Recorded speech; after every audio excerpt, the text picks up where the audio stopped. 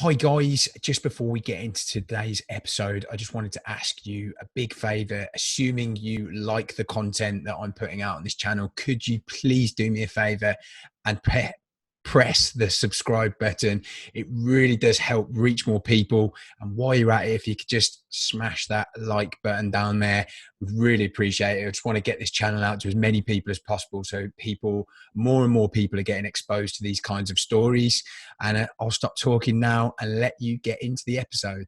Welcome to another episode of the Chronic Comeback podcast. Today, I'm really excited to have on the show Mary Cornwell. So just to give you a bit of detail about Mary's story, in 2016, Mary's in the best health of her life, physically, mentally, and emotionally. She was training for a half marathon and running over 25 miles a week. Upon moving to a new home, however, she started to develop health symptoms that continued to grow over the course of the next 2.5 years. She dropped out of training and was ultimately diagnosed with Chronic Inflammatory Response Syndrome from a combination of different factors, namely mold and heavy metal toxicity, which we'll get into. But since this diagnosis, Mary has managed to biohack her way to health and has supported the body's innate ability to heal. And she's now dedicated the time to empowering others to find the root cause of their health problems, to bring their body back into its natural state of balance. So thank you so much for coming on and agreeing to share your story, Mary. How are you doing? I'm good. Thank you so much for having me. Happy to be here. Thank you. And hopefully my Bali internet connection is gonna last this episode. Apologies if it's a bit crackly, but cool. Well, if we could go back before 2016 and just understand a little bit about what life was like for you then, health-wise. Were you always a healthy person? I know I said, you're in the best health of your life. Looking back on it, could you see that, that there were maybe health issues before, or were you completely healthy? Yeah, I guess I should say best health of my life in quotes, right? Because hindsight is 2020. And when you start looking backwards, you can start to put more puzzle pieces together. But generally speaking, I was really healthy in 2016. However, I did have a lot of sickness as a kid. Like I would always get bronchitis and pneumonia every year. But other than that, I was pretty healthy. Which when I had bronchitis and pneumonia, I was given a lot of antibiotics and things like that. But it was nothing ever something that affected my ability to like perform in school or live out my life. I played a lot of sports as a kid, ran cross country in high school and was a really big runner. And so from that standpoint, pretty healthy, but I can put together like timelines in my life, even through college, even before 2016, where I can see like, oh yeah, there was one time where I was living in this apartment and I was sleeping so much more. And then I felt better when I moved into a newer space. So, but generally speaking, yes, I was in good health, but I think there's always things that lead up to a perfect storm, which is really when I got sick, it wasn't just like one thing. I think it was a combination of different things like antibiotics growing up as a kid and just different maybe traumatic childhood stressors, things like that all came into play later in life. But it was like kind of like the icing on the cake of something that finally just like tipped the bucket over. Yeah. I guess we tend to like normalize the fact that you were just saying I had pneumonia and bronchitis every year, and that was just normal. Right. It's not a normal thing, and yet I guess because we tend to recover, then we just normalize it because we know we'll get through it. It's when we don't recover, then it's like, okay, maybe I should take a look at this. And so I mentioned in the introduction that it was upon moving into a new home. Could you take us through that part of the story, that initial part?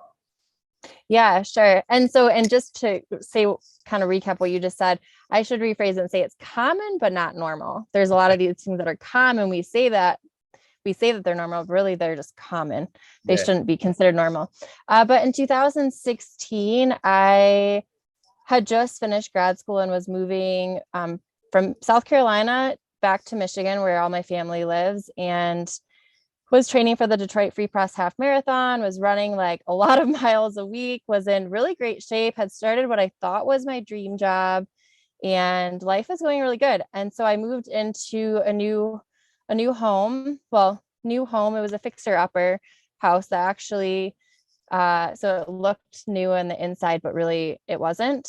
I was actually covering up a lot of mold issues and water damage I didn't know at the time. But I moved into that house, and literally within 2 weeks, I started developing a lot of sciatica and muscle issues. And I just chalked it up to overtraining for the half marathon. You know, I was always a runner, but I'd never run that much. So I actually started going to physical therapy upon recommendation from my doctor, because I was just experiencing a lot of like neurological and muscle weakness. And I went to physical therapy, and they couldn't really put their finger on why I was experiencing this weakness in my body, because I didn't have like an injury or like a specific point that they could pinpoint. And so I actually ended up dropping out of training for the half marathon, and then just kind of coping with symptoms. I would have things come up like skin rashes, or I would just feel more tired than normal, or like I had a lot of boils and things that would pop up in the back of my head and scalp, but kind of just like pushed it off to the side. And I was given some medication for it that I don't think I even took, because it was something that was there, but it was just in the background.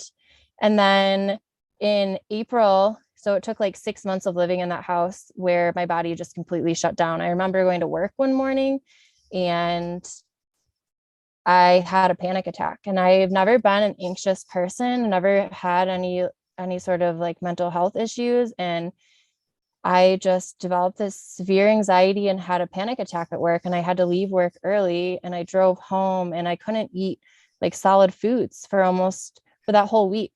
And it was really that point that my body just went downhill from there symptom wise. And a lot of symptoms just continued to pile on each other the next 2 years. A lot of anxiety, a lot of hormone issues, gut imbalances, all of these things. And it just didn't make sense to me how I could go from running and being super healthy and happy and like having this dream job to like barely being able to show up at work, having diagnoses like hypothyroidism and IBS and anxiety, and a lot of doctors just giving me anti-anxiety medication, and just chalking it up to like, at the time I was engaged. And so chalking it up to like wedding planning stress and moving into a new home and new job stress. But in the back of my mind, I knew that it was so much more than that.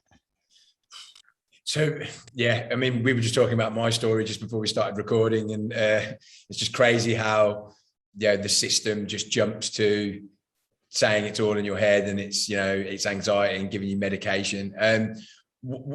Just to remind me, so the main symptoms you had were like gut issues, hormone issues, like fatigue as well, were you saying? A lot of that, but honestly, a lot of my primary biggest thing that really I struggled with was anxiety and OCD, and just like really dark, like really just my mental health was really dark, in a dark place. And yeah, that was my biggest symptom. But also my body was really suffering. I'm already a petite, pretty small person, and I lost 25 pounds and had a lot of hormone issues. There was a point in time where doctors thought I might have an adrenal tumor, because there were certain hormones that were just like skyrocket high. And so really my whole body was out of balance, but it makes sense because my brain and body were both on fire and just had so much inflammation. So it was really affecting every single system in my body. Yeah, I actually, I interviewed someone, and then I was watching a podcast of, I've forgotten what her name is. I think it's someone, Michaela Peterson. I don't know if you know her. She's the daughter of, oh God, I can't remember his name now. Anyway, this guy's been on the Joe Rogan podcast. She had like terrible like physical symptoms from what she had going on. She said by far and away the depression and the anxiety was the worst for her, because at least if you don't have that, or it's at a lesser degree, you can motivate yourself and you can, I guess, deal with the physical stuff in a better way and just work on it in a more productive way. So yeah, I think maybe sometimes people don't, don't put as much importance on that as a symptom when people say it, because it is just, that in itself is just so debilitating. And it's so invisible, I guess, as well. How was that? How was that affecting like your relationships in your life at that time? Friends, family. I think you mentioned you're engaged. So like, how was that affecting those relationships? Yeah, it definitely affected everything. It affected my relationships, it affected work, just like my ability to get up in the morning, and like it was a constant mental battle. And it was, luckily I had a lot of really compassionate friends who were there for me, and I had some really close girlfriends who I could rely on. My partner at the time was as supportive as he could be, but I didn't get a lot of, it's difficult when you're, especially mental illness, because there's such a stigma attached to it, and then add physical symptoms on top of that.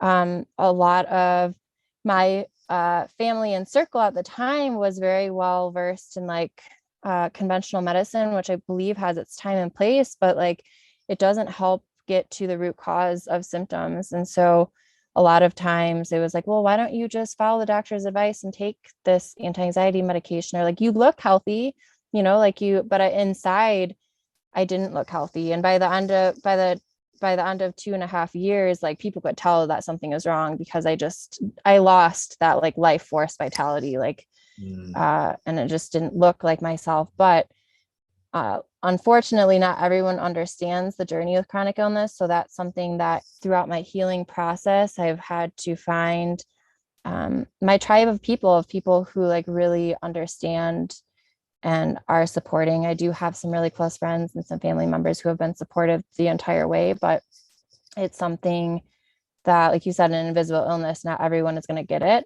And so I feel very, very, very blessed to have a circle of people around me who do, and who are really supportive. And so could you talk a little bit about the doctor journey that you went on? Sounds like, you went to see a number of, I call it, the doctor merry-go-round, where you get passed from person to person to person. Could you talk a little bit about that, what that was like, but also like how you came to find out about more alternative stuff like mold and, stuff that actually ended up making a difference? Totally. Yes. So I didn't even know what holistic medicine was, or like what alternative medicine was. Luckily, I'm going to shout Kirsten Henry out here, because she was in the cubicle next to me at work. I worked at a health department at the time. Yeah. So she actually, when I started going through this rabbit hole of symptoms, I was seeing like a GI doctor, and then I went to see just like my regular PCP. I actually changed my primary care provider like 2 or 3 times, because I just wasn't getting the answer I wanted. I went and saw an endocrinologist, was one of the first people that I saw because of the hormones. And then I also went and saw a psychologist and started just going to therapy. So I was like seeing all these different doctors, and it didn't make sense to me of why I was going to each doctor for all these different health symptoms. I even went and saw a urologist because one of my symptoms, I couldn't sleep, was like waking up to pee every 45 minutes. And that was my kidneys like trying to flush toxins and things out of my body. But yeah, so I was going to the doctor almost every single week, just searching for answers. And so Kirsten in the cubicle next to me was like feeding me little bits of information, because she has a minor in holistic health. And so she was just giving me information. I would maybe like hear about a podcast or information from her, and that just started making more sense to me. So I started making more diet changes and more shifts based on recommendations that she was giving me. And then I started looking into more information. I saw a naturopathic doctor who didn't even mention mold, actually, but they did have me go change my diet and remove like gluten and dairy and certain inflammatory foods, and focused a lot on like mindset. And those shifts, really, those things did make a difference, but they didn't move the dial, and they didn't completely like get rid of the issue. Yeah. So that was my introduction, was I was still going to see conventional doctors to get blood work and kind of like try to get a diagnosis to figure out what was wrong with me, but then also delving and doing a ton of my own research, which is what led me eventually to finding mold. Did you find that you were desperate to get like a label and something to cling on to? Because this is what I felt like, and I guess a lot of people I speak to, they're just desperate to have a name for something so they can say to people, this is what I'm going through, and whilst I feel like that is comforting in a way, but then I don't know about you, but then I started to identify with that a little bit. Did you go through that at all? I wasn't really trying necessarily to find like a diagnosis or like a label for myself as much as I was trying to find like the root cause of it the whole time. I just didn't know that's what I was looking for. So when I would go get a diagnosis like hypothyroidism, or I would go get a diagnosis like IBS or anxiety or whatnot, it still didn't make sense to me. I didn't identify with those labels. I knew that there was something else like causing those things. Yeah. If that makes sense. Yeah, no, it does. It does. Well, the diagnosis never helps if they're not telling you why it's causing, right, what the cause is. So how did you then get to, mold, all of the, heavy metals, that side of things? Yeah. So I like very vividly remember there was one night, because I dealt with a lot of insomnia. And so there were some nights if I couldn't sleep, I would just be up like reading blog articles and just on my phone. Or if I couldn't meditate and that wasn't working, because that was usually my first go-to, then I would just do a little bit of research. And there was one night that I stumbled across this blog article of this girl that was dealing with mold, and all of her symptoms completely matched my symptoms. And she just was talking about her whole experience about moving out of her house and her experience in healing from mold. And at the time it was so overwhelming to me, and I did not want that to be the answer. So I was like, nope, that's not me. And I actually like kind of forgot about that. And it was in the back of my mind, but I didn't want that to be the issue, even though I knew it could be, because I didn't want to have to deal with moving out of my environment and like all the things that she was having to do. And it just was like really scary to me. And so it wasn't until about 5 months later that I started seeing a functional medicine provider who right away, based on my symptoms, was like, I think you're experiencing mold toxicity. Let's check your home and your body. And so I did a couple tests, and both my body and my home came off the charts for mold. And so that was just confirmation of that article that I read 5 months previous. Yeah, actually was what was going on. And so that began the process of healing and unpeeling those layers. So I went through the same thing, finding out about mold. But then I just think there's a lot of different schools of thought around it. And one of the things that one of the books I initially bought was, I think it's called like Escaping Mold or something like that. And it was like, basically, which you probably heard, the story of like this woman going out in the middle of the desert and living in an RV and like escaping it. And I don't know, that now and even then just seemed like a bit crazy and a bit isolating. And then I started to look into Neil Nathan's work, and then start to the brain retraining, all that kind of stuff. So what did you like focus in on, or were you just considering every kind of approach? I did a lot. Yeah, I did a lot of things. So actually I didn't move out into an RV in the desert, but I did move from Michigan to Arizona, thinking that it would just be just intuitively, it was like a drier, warmer, sunnier climate. And I thought that Arizona would have like no mold issues there. I found out very quickly that the first home I moved into did, and I would have to test and, like find a safe place. But really it's been a holistic approach of being really mindful of my environment and seeing what's in the built environment, but then also that's not enough. Like just rebuilding the body, the mindset piece is huge, like retraining my brain, using a lot of meditation and mindset work. Like that has got me through a lot of this, and I wouldn't be where I am today. Using food as medicine has been really powerful. I started seeing really big shifts when I moved more to like an alkaline diet and lifestyle and way of eating, and I follow a regenerative health protocol that has been like majorly transformative in my own health. And for me personally, everyone's different, but that's what helped me move the dial, was like a clean environment, clean air, clean water, and then like clean energy, because our physical body and our energy batteries are so related. And I really believe in that mindset work, and like believing that you can heal is also extremely really important. So it was like a multifaceted approach of all these things, and then using biohacking tools like far infrared sauna, and just like getting outside in the sunshine and grounding and doing these things to support your body, because your body has this amazing innate intelligence and it wants to heal. Like if we cut our arm, it automatically like sends inflammation to that area and starts to self-heal. And so if we can give our body the right environment, the right like social support, the right foods, our body can start to regenerate and self-heal. It just sometimes needs like a little bit of extra support to do that. Definitely. I'm really interested. Can you tell me a little bit more about the alkaline diet? What is that? Yeah. What does that involve? Yeah, so our body takes a lot of energy to sleep and to digest food. To fall asleep, to wake up, and to digest food takes the most energy. And so by consuming foods that are already very alkaline and that are very digestible for our bodies, that our bodies recognizes as food, it sees it can absorb and assimilate those nutrients, then it can put the energy towards healing instead of like digesting food. So I eliminated certain foods like salt, oil, and sugar, and meats and I still don't, I eat those very sparingly, but a lot of vegetables and fruits.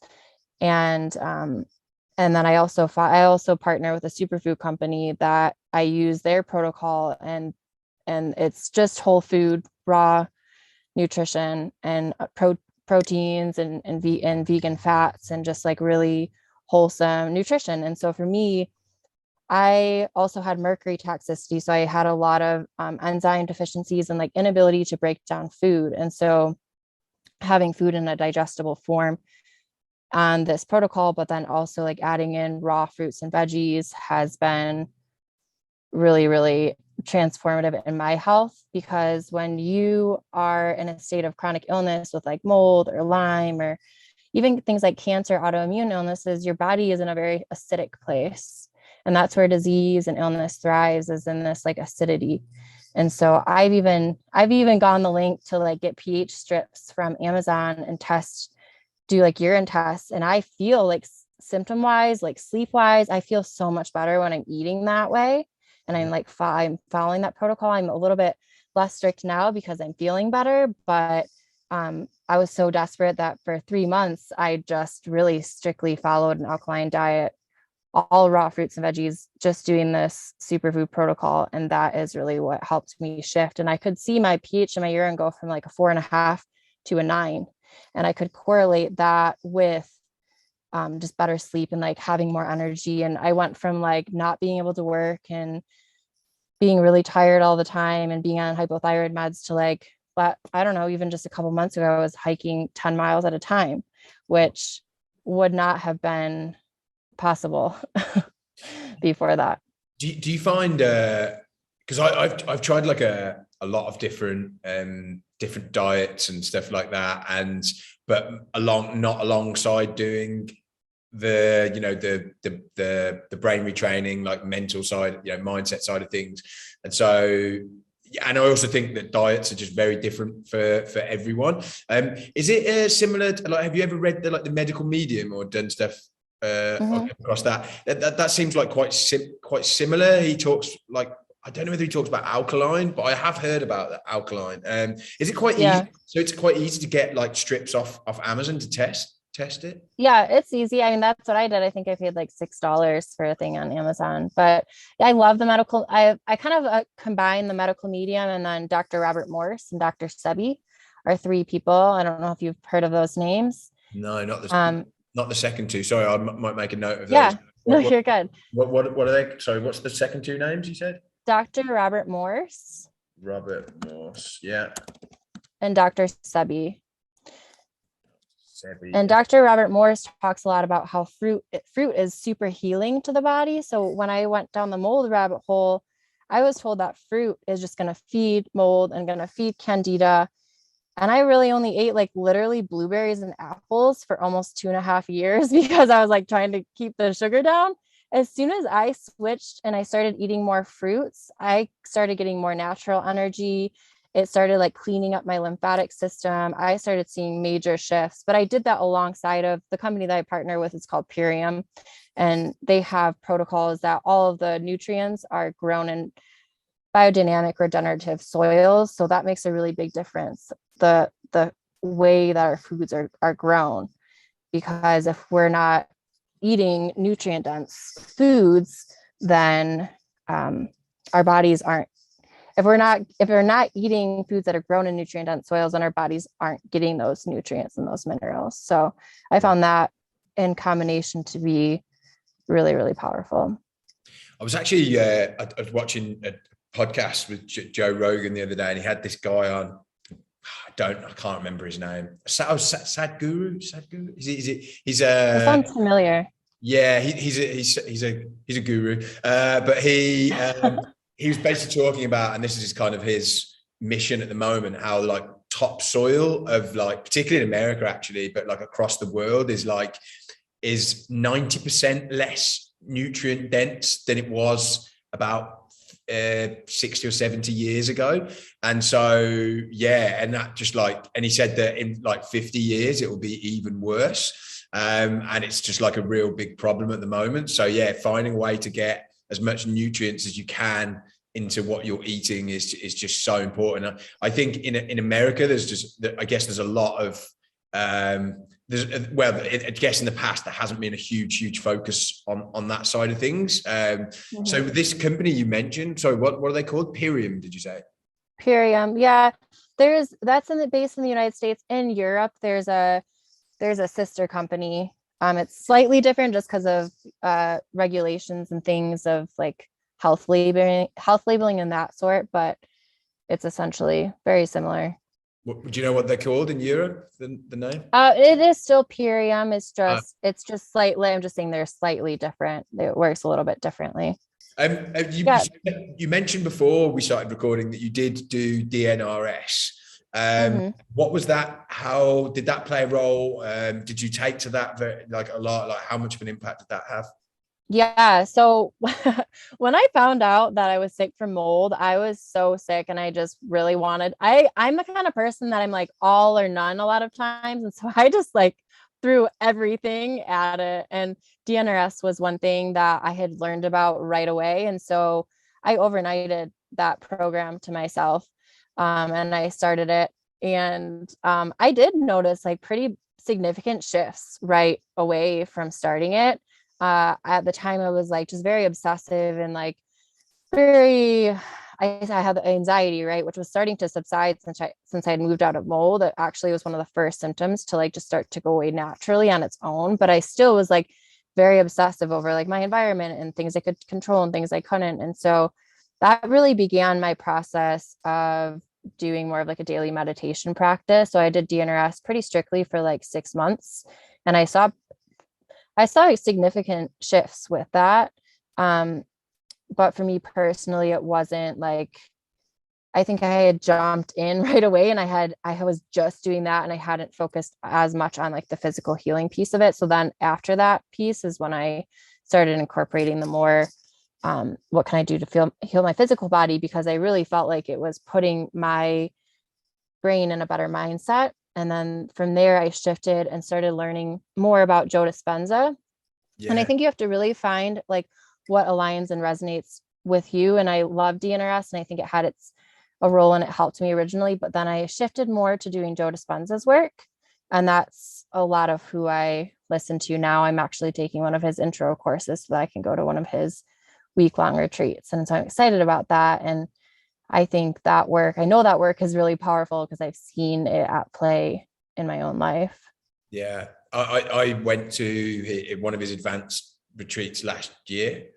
Oh, cool. Yeah. It's, there's a lot of like crazy healing that goes on in one of those weeks. I definitely want to do another one. There's people who are there who've been on, like, I spoke to this one woman and she has been going like religiously for like 15 years. It's just like crazy, but like just so much amazing things happening in their lives as a result of it. Cool. And so in terms of like how you feel today, and I guess, so from the point you started looking, you found out about mold, how quickly did it get you to a point where you were like, okay, I can class myself as being, you know, I don't know, better, or, you know, I'm to a level that I'm happy with? Yeah, it actually took me a little bit longer than I would like to say. I moved out of that house in like December of 2018. And it really wasn't until the past like 16 months is when I feel like I've gotten my health back. Yeah,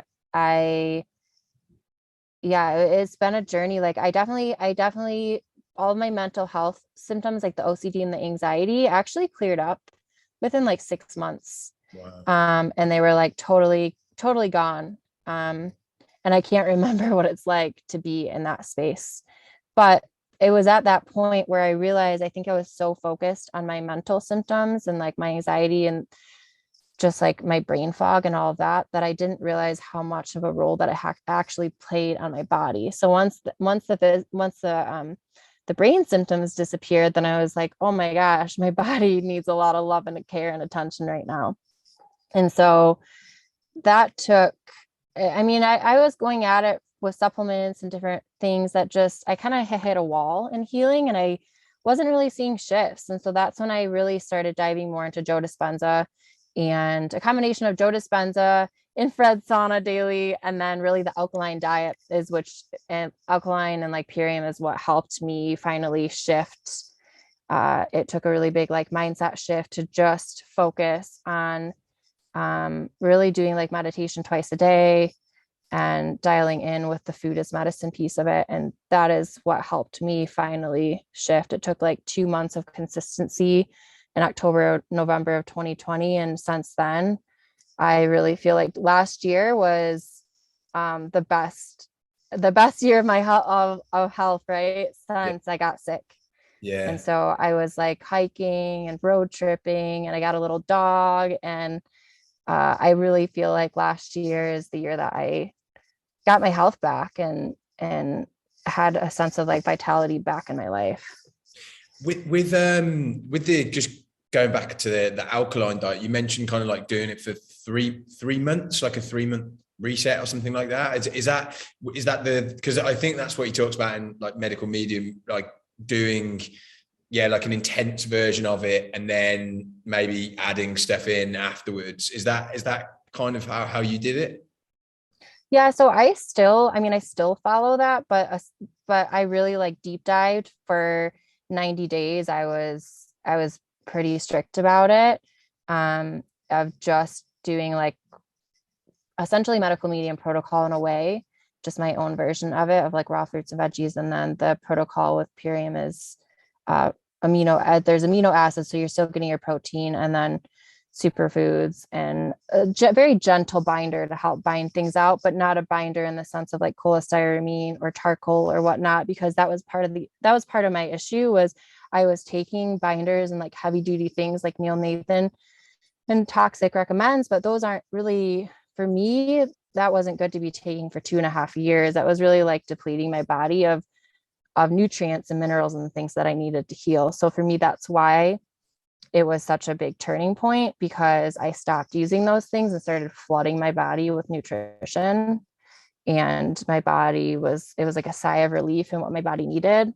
Mm-hmm. And that food as medicine does like regenerate and self-heal your body. And so I've yet to do, the medical medium has a liver cleanse. It's like 369 liver cleanse. So that's next on my list. But I just feel best when I'm following that. Like I feel so much more alive and so much more energy. And yeah. It's really interesting that, because with the traditional protocol, I was just really keen to like, load myself with cholestyramine and, you know, obliterate all of the mold out of me. And yeah, I definitely don't think, you know, for a lot of people that, you know, that is maybe the, you know, the way. It's interesting you say about flooding the, you know, the system with nutrients. You're making me think a lot about, you know, what I'm doing as well. But yeah, in terms of like emotionally across this whole time, were there times where you thought, you know, you had like your dark days where you thought, I'm not going to get through this. I'm going to have this forever. And if so, like, how did you deal with that at that time? Yeah, that's a really good question. I've definitely had that thought. Yeah. I vividly remember hanging out with a friend being like, I just want to be normal. I just want to have like this sense of normalcy back in my life. Mm. And there were times that I second guessed or like would just get frustrated that I wasn't further along based on everything that I was trying to do. But I just in those moments gave myself a lot of grace and was just gentle on myself, because I do tend, like I mentioned earlier, I do tend to be a person that pushes myself. And maybe that's one reason why I got myself in this situation to begin with, was of that like perfectionism and like having everything have to be right all the time. So this whole journey has really taught me that like progress over perfection, and just to be gentle on yourself and like love yourself and nurture your nervous system. And there's no point in like beating yourself up of like or comparing yourself to other people. That's what I would find myself doing a lot, you know, or like even comparing myself to old me who could do these things and now couldn't. And just entrusting the process and knowing that like I would be back there one day. So last year, doing like road tripping and traveling and doing all the things and like feeling like I was back in my life brought me so much joy and gratitude. And I think enabled me to appreciate those experiences so much more. Had I not gone through all that like darkness and dark days, it really makes me a lot more appreciative of the little things that I would not have been as appreciative or as grateful for had I not gone through this journey. Yeah, definitely. Yeah. I think the gratitude and I think even when, I mean, did you try and do that when you were like, when you were in it? Did you try to look at gratitude as something that could help you on a daily basis? Absolutely. I have a stack full of journals and I wish I would have kept some of them.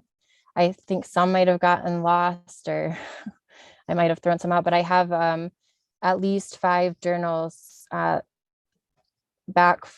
dating back to 2019. So really just the past 3 years. And I hadn't read them at all until I'm in Sedona, Arizona right now. It's a really big place of healing for me. And I felt called to come here again in October of last year. And I decided to pull out all my journals that I had written. And it was just like, I was crying reading them actually, because it was like so profound to be able to go back and read journals from 3 years ago.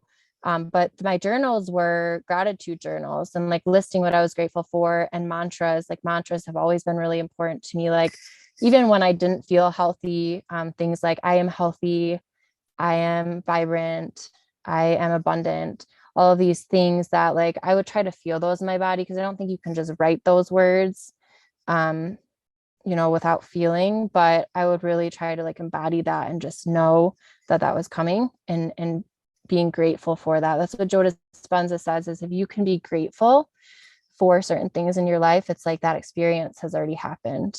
And Yeah. so that's what I was trying to cultivate in my meditations and through journaling. And it was really a powerful experience to be able to go back through all of that and reflect and see where I've come now. What are the ways in which you feel like your life is maybe better as a result of what you've been through, compared to, you know, I guess a sliding doors moment of you never having gotten sick through molds, and how your life might have gone and how life is today? Yeah, I mean, I'm a totally different person from before I got sick. I just feel like I'm a lot more conscious of how I'm spending my time, what I'm doing with my time. I would not be in Arizona. I would still be in Michigan. And I'm so grateful to be living on this side of the United States and be able to explore and have the opportunity to just like one state over, go play in the mountains and hot springs, to be able to like help other people through this journey. I always thought I wanted to be in the healthcare field.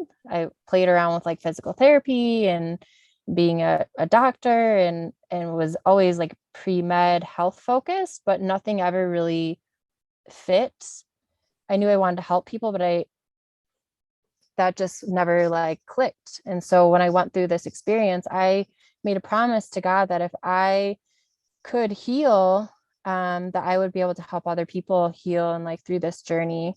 And so I'm just really grateful that I have that experience to then be able to help people through it. And there's definitely some things that I'm still working through myself, but when those things arise, then I just know that it's a learning opportunity and a lesson to be able to help other people through similar experiences. And so I think that has been the biggest blessing for me, is just like giving me a new outlook on how I can help serve other people. And then just like how I spend my time, like who I'm spending my time with, because life is really precious.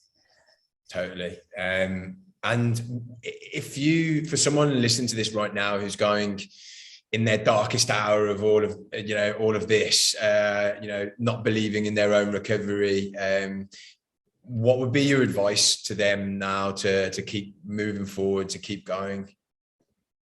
Yeah, I would keep going. You got this. You are divinely protected, guided, and loved.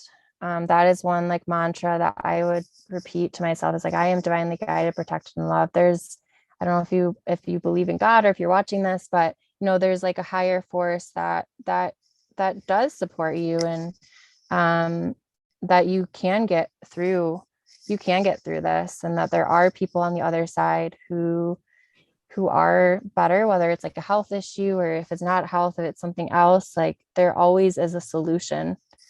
And usually the solution lies within. So it all starts through the inner, but it's the medicine. I had a mentor tell me recently that your life's journey becomes your greatest medicine. So if you can use your experience as like a teaching tool and as medicine, you can start to heal your own path and then be a light for other people. Love that. I think that's a really nice time to draw the podcast to a close. I think that would be the promo of the episode that we can put on Instagram.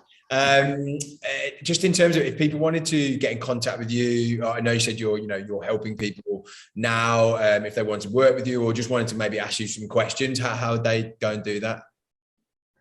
Yeah, I'm pretty active on Instagram and on Facebook. I don't have my website up currently. It kept getting taken down. So just on Instagram at Build Vibrant Health, and then Mary Cornwell on Facebook. You can find me there, and I can share my contact information with you as well.